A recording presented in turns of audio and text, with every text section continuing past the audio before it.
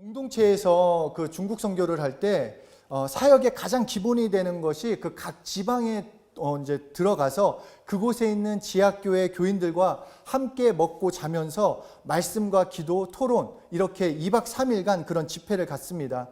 그러니까 초급반이라는 가장 기초가 되는 그 초급반의 경우는 인간론, 율법과 복음, 너희는 이렇게 기도하라, 이 주기도문 새 말씀 시리즈를 듣습니다. 참석자들은 조선족은 물론이고 한족, 그리고 소수민족들, 여러 소수민족들이 이렇게 함께 합니다. 그리고 이제 2박 3일이 지나면 마지막 시간에 이제 자신이 깨달은 것, 또 어떻게 살 것인지 구체적인 그런 결단을 나누는 시간을 갖습니다. 한 번은 이 동북에서 있었던 일이었는데, 학습을 마치고 마지막 시간에 이런 자신의 결단, 깨달은 것을 나누는 그 시간에 분명 저희는 참석할 때 조선족인 줄 알고 그분이 온 줄 알았습니다. 그런데 한 자매가 나와서 자신은 북한에서 도망쳐 나와서 신분이 들키면 다시 체포되기 때문에 그냥 아무 말 하지 않고 그냥 조용히 잠잠고 있었는데, 내가 오늘 이 말씀을 듣고 내가 이번 2박 3일 동안 말씀을 듣고 잠잠할 수 없다라고 하면서 자신이 깨달은 것을 말씀을 했습니다.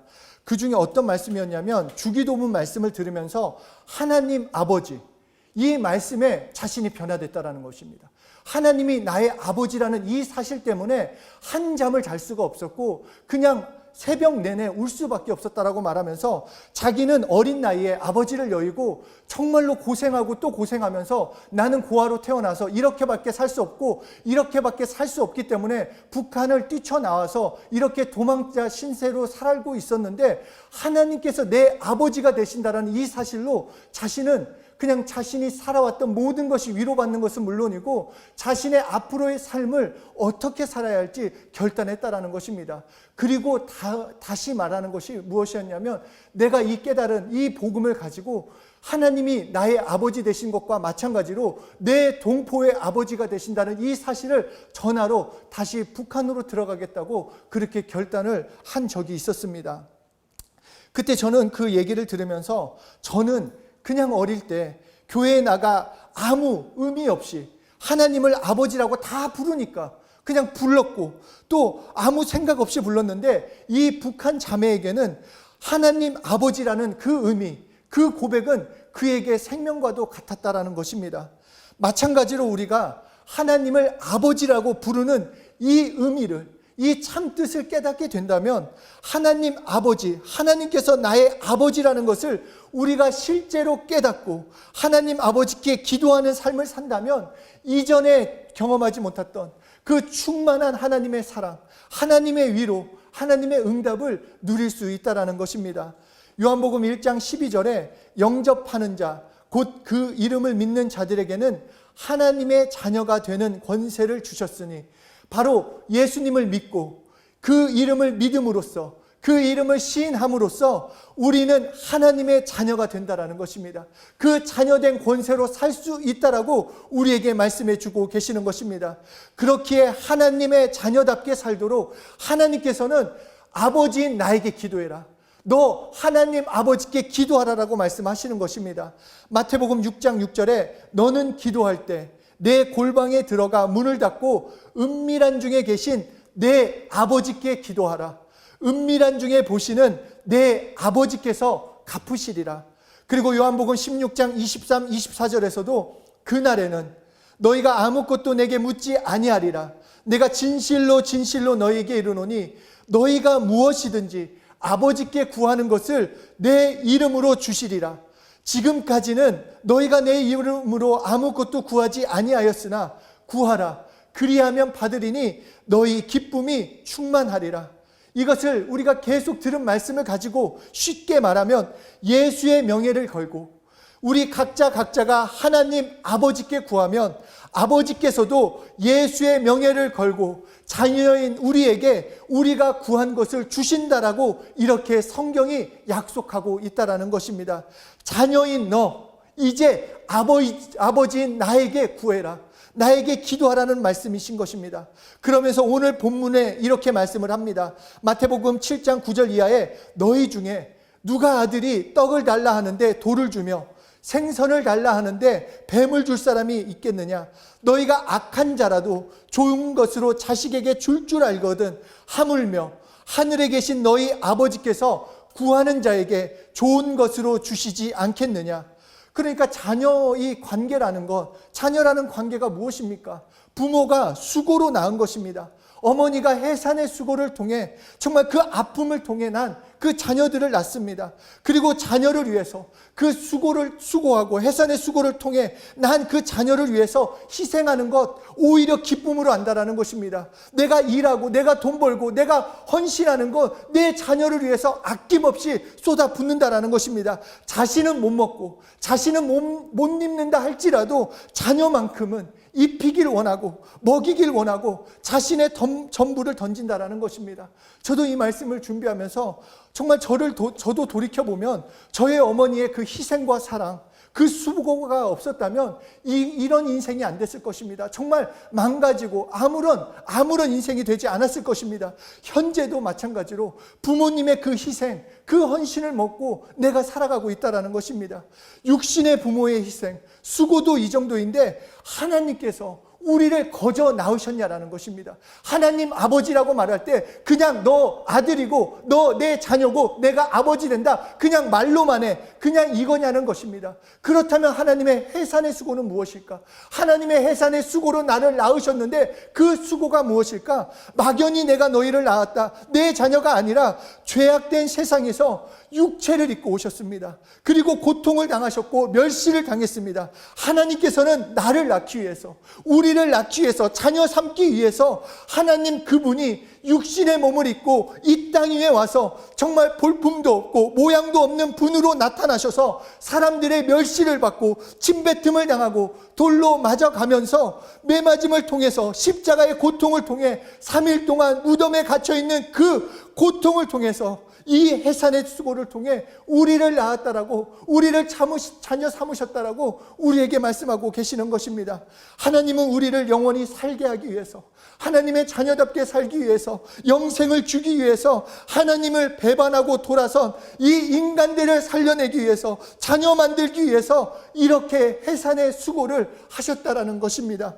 매 맞고 돌 맞고 피 흘리고 침뱉음 당하고 가시관을 집어쓰고 무덤 속에 있는 경험을 통해서 우리를 실제로 낳으셨다. 경험을 통해서 낳으셨다. 그래서 너희가 너희의 아버지가 되고 너는 나의 자녀가 된다라고 우리에게 말씀해 주시는 것입니다. 바로 그 하나님께 기도하는 것, 그 아버지께 기도하는 것입니다. 우리는 하나님 아버지 말할 때 막연한 데를 붙는 것, 그냥 막연한 신을 찾는 것이 아니라 해산의 수고를 통해 나를 낳은 그 십자가의 공로를 통해서 나를 낳으신 그 하나님 아버지께, 내가 그 아버지께 구하는 것입니다.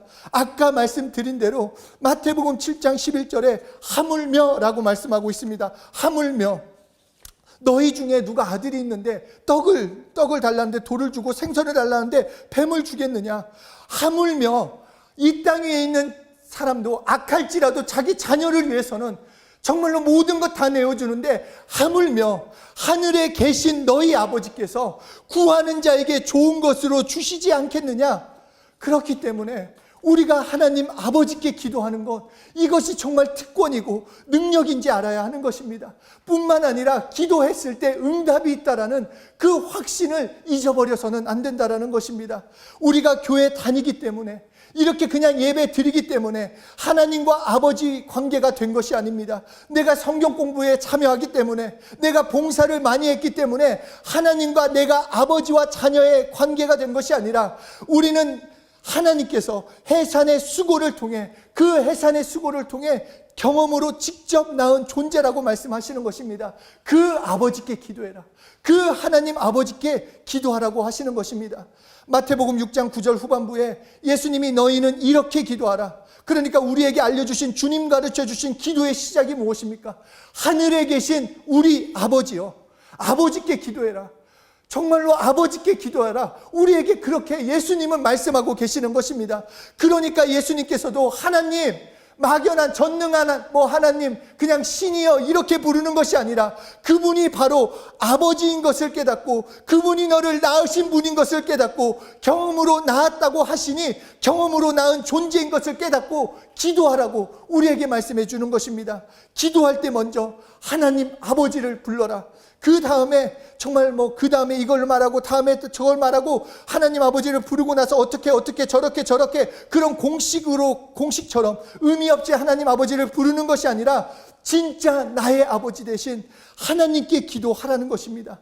하나님 아버지, 정말 당신은 나의 아버지십니다. 하나님 아버지, 자녀인 내가 하나님의 도움을 구하고자, 아버지인 하나님께 구하고자 여기에 나왔다고 그렇게 기도하라는 것입니다. 이렇게 정확하게 기도할 때 하나님 아버지께서 자녀의 이 신음까지도 들으시고 응답하신다라고 약속해 주고 계시는 것입니다. 그래서 우리들이 기도하기 전에 먼저 깨달아야 될 것은 내가 그분을 아버지라고 부르면서 기도를 시작할 수 있는 이 특권에 내가 얼마나 확신이 있는가, 내가 얼마나 믿음이 있는가, 그것에 따라서 기도의 응답이 결정된다라는 것입니다. 한번 생각해 보십시오. 아버지, 이 한마디가 기도하는 사람의 그 신분을 결정해 버립니다. 내 아버지, 그러니까 내가 부르는 그 아버지가 누구냐에 따라서 자녀의 신분이 결정이 됩니다. 그러니까 내가 하나님을 아버지라고 한다는 것은 그 전능하신 분, 창조주 하나님이 나의 아버지, 그러니까 자녀인 내가 얼마나 그 축복과 그 사랑과 하나님의 도움을 받을 수 있냐라는 것입니다. 이 믿음이 있어야 한다라고 우리에게 계속 말씀해 주고 계시는 것입니다. 바로 하나님의 자녀되는 권세, 이 기도의 권리로 누리라고 하는 것입니다. 그러니까 하나님 아버지를 친구 아버지처럼, 아버지긴 아버지인데 친구 아버지처럼 대하지 말자라는 것입니다. 아버지라고 들었기 때문에 그냥 아버지 그런데 그냥 나에게 확신이 없기 때문에 그냥 친구 아버지처럼, 다른 사람 아버지처럼 하나님을 대하기 때문에 하나님께 구하지도 못하고 응답에 대한 확신도 없다라는 것입니다. 그래서 예수님이 계속해서 말씀하시는 거, 너희 아버지, 하늘에 계신 너희 아버지께 기도하라라고 말씀하시는 것입니다. 아버지부터 불러라, 하늘에 계신 너희 아버지부터 불러라 라고 말씀을 하시는 것입니다. 하나님의 자녀이기 때문에 우리는 하나님의 양육받을 권리가 있습니다. 아들은 평생 아버지의 도움을 받고 아버지의 격려를 받아야 할 그 권리를 가지고 있습니다. 뿐만 아니라 아들이기 때문에, 자녀이기 때문에 아버지의 일을 생각하고 또 아버지의 일을 협조할 책임도 있다는 것입니다. 그래서 우리가 하나님을 아버지라고 부를 때 하나님으로 하여금 나를 책임 돕게 하는, 책임을 분명히 하는 것입니다. 그래서 처음 기도할 때 하나님 아버지 라고 시작하는 그 말씀 속에는 이 엄청난 의미가 다 포함되어 있다는 것입니다. 하나님과 나와의 관계가 진심으로 경험의 관계라고 한다면 하나님은 나를 위해서 일하실 수 있는, 일해야만 하시는 그런 절대적인 책임을 가지고 계시는 것이요, 양육받을 권리는 영원하다는 것입니다. 저도 가끔 그럴 때가 있습니다. 분명 하나님께서 응답해 주셔서 문제가 해결된 게 있어요. 그래서 아멘하고 감사하는데, 그런데 비슷한 문제가 생기면 나도 모르게 두려움이 찾아온다는 것입니다. 저번에는 응답이 됐는데 이번에 혹시 응답이 안 되면 어떡할까? 하나님이 도와주시지 않으면 어떡하지? 그런 생각을 한다는 것입니다. 그것은 하나님을 아버지로 여기는 것이 아니라 고아원 원장으로 여긴다는 것입니다. 지금도 그러는지는 모르겠지만 청년들과 고아원 사역을 했을 때 그 고아원에 가면은 그곳 친구들이 꼭 고아원 원장님을 아버지라고 이렇게 부릅니다. 여자 원장님인 경우는 어머니라고도 부르긴 하는데, 하여튼 그 아버지라고 이렇게 부르면서 원장님도 정말 그 아이들을 너무 지극정성으로 아끼고 사랑해주고 정말 먹이고 입힙니다. 그런데 그러다가 그 고아원의 운영이 어려워지고 자금 사정으로 어쩔 수 없이 고아원이 문을 닫게 되면 옆에 있는 고아원으로 보내게 됩니다. 그냥 다른 아버지를 찾으러 가라고 그렇게 얘기를 한다는 것입니다. 저뿐만 아니라 우리가 하나님을 이렇게 여기고 있지 않냐, 고아원 원장처럼 이번에는 도와주신데 다음에는 모르겠다, 이런 식으로 고아원 원장으로 취급하고 있지 않냐라는 것입니다. 어제까지는 응답했는데 오늘은 해결해 주실 수 있을지, 응답해 주실 수 있을지 모르겠다는 생각이 든다면 고아와 원장처럼 우리도 하나님을 여기고 있을 수 있다라는 것입니다. 그런데 요한복음 14장 18절에 내가 너희를 고아와 같이 버려두지 아니하고 너희에게 오리라. 너 고아와 같이 버려두지 않겠다. 너 홀로 살지 않겠다. 내가 책임져 주겠다. 내가 너희의 아버지기에 내가 너희는 나의 자녀이기 때문에 나의 도움을 받는다. 내가 책임져 준다. 내가 지켜주겠다. 너희는 나에게 기도하라. 이렇게 말씀해 주고 계시는 것입니다. 요한복음 10장 9절을 보면 예수님이 문이라고 말씀하고 있습니다. 예수님이 문이라고 하셨는데 그것은 우리를 통해서 하나님께 나아가는 문이라는 뜻도 되지만 또한 하나님이 우리를 예수를 통해 돕는 문이라는 그 양쪽 문의 역할을 다 하시는 것으로도 볼 수 있다는 것입니다. 하나님이 열어놓은 문, 바로 아버지를 찾는 자들을 돕기 위해서, 그래서 예수를 보내셔서 예수님이 문이라고 말씀하고 있는 것입니다. 이렇게 우리는 자녀의 권리가 있습니다. 하늘에 계신 하나님이 나에 대한 책임이 있습니다. 내가 그냥 이렇게 사는 것이 아니라 내가 정말 하나님이 나의 아버지심을 안다면, 그분을 믿는다면 내 삶은 하나님께서 보장해 주시는 것입니다. 내 형편이 어떻게 보일지라도, 지금 내 상황이 정말 아찔하게 느껴질지라도 하나님은 아시고 결국 보호해 주시고 인도해 주신다라고 약속해 주시는 것입니다. 내가 애통해서 동정을 구하는 것이 아니라 하나님이 나의 아버지시기 때문에 하나님께 구하는 것입니다. 정말로 이 축복을 받은 자, 이전과 같이 살 수 없다라는 것입니다. 세상에 끌려가고 자포자기하고 낙담하고 좌절하고 그렇게 살아야 하는 그런 존재가 아니라 이제 하나님의 자녀답게 하나님의 도우심과 하나님의 응답하심을 누릴 수 있는 그 자녀의 권리가 나에게 주어졌다라는 것입니다. 아무리 코로나 때문에 실업률이 어떻고 비대면 수업으로 공부하기가 어려워도 더욱 하나님 아버지의 도우심을 구할 수 있고 하나님께 응답을 받을 수 있는 때이기에 오히려 하나님 아버지께 감사하고 하나님 아버지를 찬양하며 소망을 갖고 살아야 하는 것입니다. 갓난아이를 둔 아버지를 보면 저만 하더라도 아이가 태어났을 때 저의 얼굴을 알아보지 못합니다. 그럼에도 그냥 아이를 기쁘게 하기 위해서 말 그대로 생쇼를 합니다. 막 이랬다 저랬다 막 온 몸을 흔들어가면서, 그래서 조금이라도 뭔가 그 웃게 만들게 하려고 하는 거고, 또 그 아이를 보면서 그 아이가 조금이라도 찡그리거나 몸을 움직이면은 뭐가 불편하냐, 조금만 소리를 내도 뭘 원하느냐 안아주기도 하고 장난감을 흔들어대기도 하고 물을 주기도 하는데, 그것이 아버지와 자녀의 관계라는 것입니다. 하나님께서 우리를 그렇게 살피시고 인도하시고 함께 하신다라는 것입니다. 내가 그것을 믿지 않기 때문에, 내가 그것을 신뢰하지 않기 때문에, 내 상황에만 내가 엎드려져서 내 상황에만 내가 좌절해 있기 때문에, 내가 하나님을 바라보지 않기 때문에, 기도하지 않기 때문에 그것을 경험하지 못하고 있다는 것입니다. 하나님께서 우리에게 구하라 그러면 주실 것이니 너의 기쁨이 충만하니라. 세상 어떤 것으로 우리는 기쁨을 얻을 수 없습니다. 어떤 것으로도 기뻐하지 못합니다. 지금 어떤 내 상황이 어떨지라도 하나님께 구하고 응답받을 때 거기서 기쁨이 넘치는 것입니다. 그렇기 때문에 다른 데에서 기쁨을 찾는 것이 아니라 하나님 아버지께 구함으로써 기쁨을 찾고, 하나님께로 받아서 기쁨을 찾고, 응답 때문에 우리의 기쁨을 충만케 해야 하는 것입니다. 오늘 우리가 정말로 예수님이 육신의 몸을 입고 오셔서 피 흘리고 매 맞고 가시관 쓰고 옆구리를 창으로 찔리고 조롱당하고 침뱉음 당하면서 나를 낳으셨다라는 거, 경험으로 실제로 나를 낳으셨다라는 거, 이거 하나 깨달으시면 됩니다. 다른 건 다 몰라도 하나님이 실제로 나를 낳으셨다, 그분이 나의 아버지시다, 이것만 안다면 나는 변화됩니다. 나의 신앙생활은 변화됩니다. 하나님께서 여러분을 낳으셨습니다. 실제로 낳으셨습니다. 경험으로 낳으셨습니다. 그렇기 때문에 여러분은 하나님의 자녀입니다. 누가 뭐라 해도 여러분은 하나님의 자녀입니다. 여러분의 아버지는 하나님이십니다. 이것이 사실이고 이것이 진리고 이것이 진짜가 됩니다. 이것만 확실히 여러분의 것으로 만드셔야 하는 것입니다. 그 다음은 하나님이 책임져 주십니다. 그러니까 기도를 부담으로 생각하는 것이 아니라 권리요 축복이요 능력임을 알고, 내가 어떤 상황이건 무엇을 하기 전이건 무엇을 하는 과정이건 무엇을 끝났겠건 그냥 하나님께, 하나님 아버지 내 상황이 이렇고 내가 지금 이런 걸 하고 있고 하나님 아버지 하나님의 도움 도움 없이는 살 수 없는데 자녀인 나 좀 돌보아 달라고 그렇게 간구할 수 있다는 것입니다. 성경에서 이 경험의 관계, 고난이 있어도 끊어지지 않는다라고 했습니다. 환난이 오고 핍박이 와도 우겨싸움을 당하여도 하나님 아버지와 나와의 진정한 이 관계, 어떤 무엇으로도 끊을 수 없는 진짜 자녀의, 하나님과 자녀의 관계가 된다라고 말씀하고 있습니다. 로마서 8장 35절 이하에 누가 우리를 그리스도의 사랑에서 끊으리요?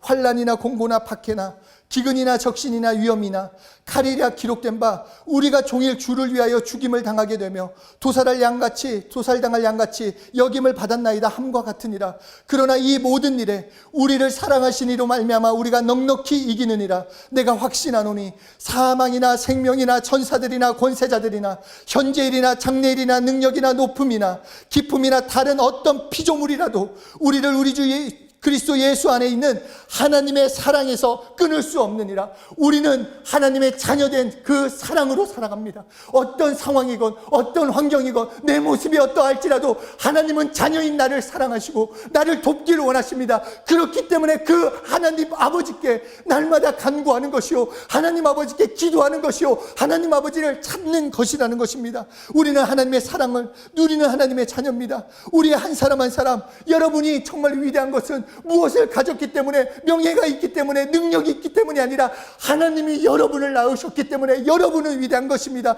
네, 여러분이 평안한 것 하나님이 여러분을 낳으셨기 때문입니다. 여러분이 기뻐할 수 있는 것 하나님이 여러분을 낳으셨기 때문입니다. 이 땅에서 승리할 수 있는 것 하나님이 여러분을 낳으셨기 때문입니다. 내가 내 평생에 내 상황과 관계없이 기뻐하고 감사할 수 있는 것도 하나님께서 나를 낳으셨고 여러분을 경험으로 낳아주셨기 때문입니다. 그래서 우리는 위대한 것입니다. 하나님께서 우리를 낳으셨기 때문에 우리는 능력 있는 것이요 소망이 넘치는 것입니다. 하나님께서는 당신의 자녀를 영원히 돌보십니다. 우리는 기도를 통해 하나님의 도움, 보호하심, 역사하심을 경험할 수 있는 그 절대적인 권리를 가지고 있습니다. 이 권리를 그냥 내버려 두서는 안 됩니다. 내가 기도해야 하는 것입니다. 하나님 아버지께 구하는 것입니다. 자녀된 권세를 누릴 수 있도록 예수 이름을 부르는 것입니다. 그리고 더 나아가 하나님이 나의 아버지시기에 하나님 아버지가 기뻐하시는 것이 무엇일지 정말로 그 기뻐하는 이 일에 나도 순종하는 것입니다. 하나님이 원하시는 것에 복음을 증거하는 일에 나를 드리며 하나님을 찬양하며 아버지를 기뻐하며 나아갈 수 있다는 것입니다. 나의 아버지 되신 하나님을 찾고 나의 아버지 되신 하나님을 부르며 그분께 나를 맡기고 드리며 기쁨과 감사함과 소망으로 사시는 한 분 한 분이 되시길 예수 이름으로 축복합니다.